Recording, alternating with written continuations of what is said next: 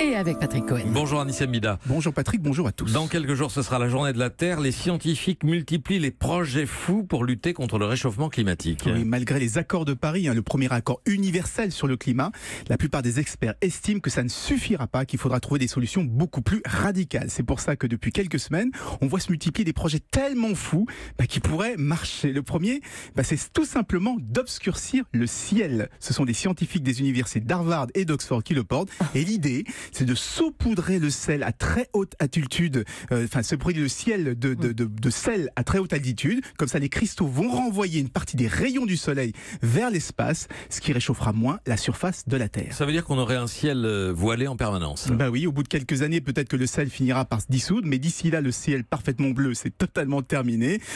Pour eux, c'est le prix à payer si on veut sauver la planète, parce que cette technique permettrait de baisser la température d'un coup de plusieurs degrés et d'éviter pas mal de sécheresse et de canicules. Mais il y a un autre projet, encore plus fou, c'est carrément de refroidir la banquise. Là, l'objectif, ce serait de pomper l'eau glacée qu'il y a sous la banquise pour la rejeter au-dessus, à travers de grands brumisateurs géants.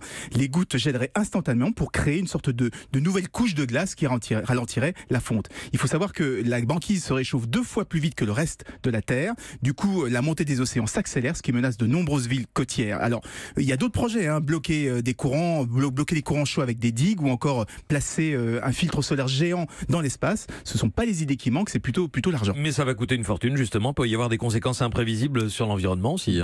Ils en sont conscients, c'est même les premiers à pointer les risques. Ils considèrent que ils considèrent plutôt que ce serait à la fois moins cher et moins pire que d'avoir à gérer les conséquences du réchauffement climatique, la montée des eaux, la disparition des espèces. Et puis, comme je disais, c'est tellement fou, peut-être ça pourrait marcher. Merci à vous, Anissa Mida. Europe 1.